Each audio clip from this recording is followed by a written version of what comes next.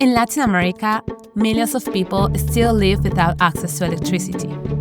I came to SIPA because I want to help change that. I'm Alejandra. I'm an energy engineer from Peru, and my work focuses on clean energy access, especially for underserved communities. For me, this became real when I started working on microgrids projects in the Peruvian Amazon. Seeing what improved access to clean energy actually changes for a community completely transformed how I understand this problem. It's not just about infrastructure, it's about development, opportunity, and dignity. Before SIPA, my background was very technical and project development focused. But I knew that real change doesn't happen with just one piece of the puzzle. You need policy, finance, and regulation working together. That's what SIPA has given me, a 360-degree way of understanding how to solve complex problems.